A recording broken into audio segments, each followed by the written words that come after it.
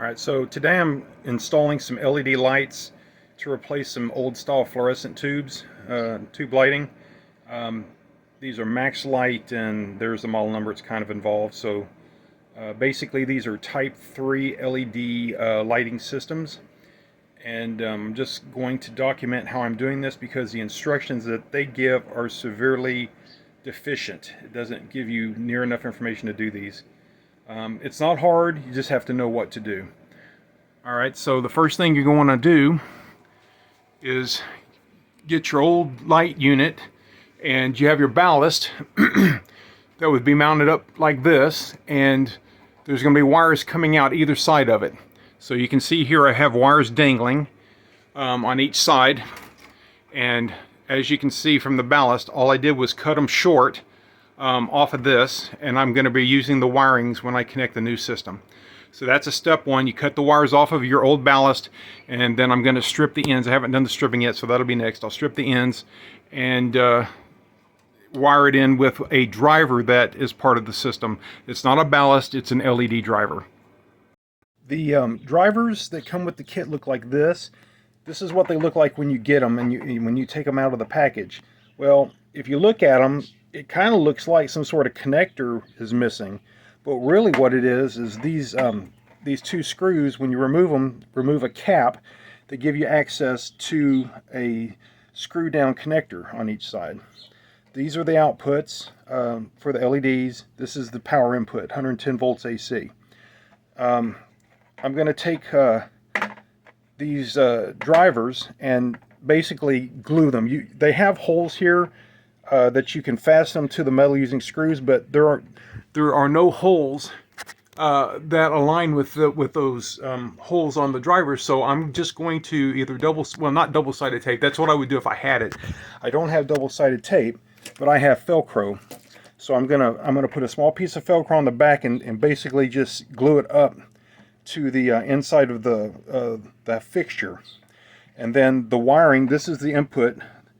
You need AC input here. The L is the load side, so you need the black wire on the L, and N is neutral, white wire for the neutral. This is going to be tied into 110, so whenever you turn a light switch, 110 AC comes in here. The outputs here are LED plus and minus, and those can be configured on the tubes to be single-ended or double-ended. Now the manual is adequate on describing how those connections are, so I'm not going to elaborate, but you can choose based on which way is easiest to wire. In this particular case, I'm going to be doing double-ended.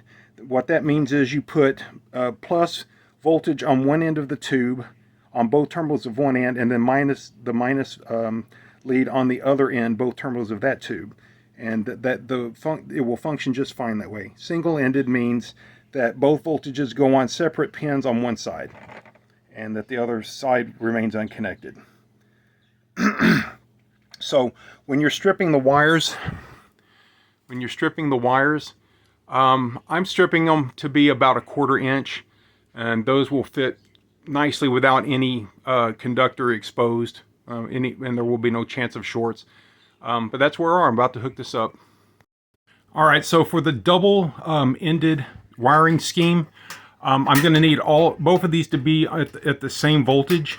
So these are shunted, so both pins are on the voltage, and both sockets to be on the same voltage. So I'm going to take this one wire, which I cut, and I'm going to jumper it. I'm going to shunt it over to the other socket, and you can use one of these access holes. You just push it in and make sure it doesn't come out, and tuck this up like that and out of the way. And now this wire will go into the driver. So this is going to show the wiring as it's completely done. You'll see I have the blue wires jumpering all of the terminals on this side and across between the two sockets. These blue wires are going into one of the plus or minus terminals of LED. It doesn't matter which. Then the red wire comes across and goes into that set of sockets, and all of those are jumpered and shunted. So these two are connected and those two are connected. They're all the same voltage. That goes into either the plus or minus of the LED. Again, it doesn't matter the polarity. I guess there's chips or logic inside the bulbs and it just handles it. The AC input comes in on the AC side of this unit, which you can see I've just velcroed it up there. And I kinked the lines to take slack out of it, and I've got them wire nutted into the power. So I'm going to put the cover back on and put the lights on. We'll see if it works.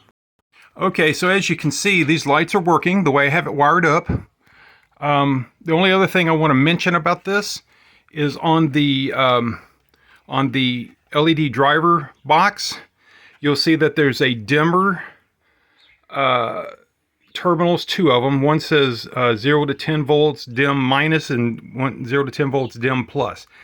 All that is a you can add an optional switch to control how bright these lights are.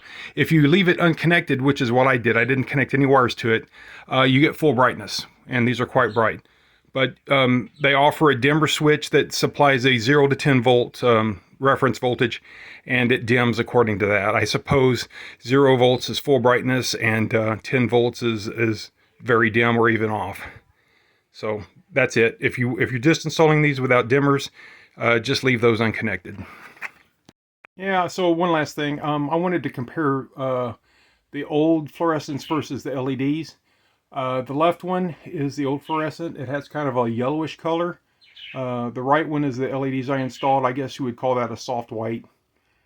Maybe daylight even, not sure. But that's what they look like. They have similar luminance output. The LEDs are, though, I think because they're newer, brighter.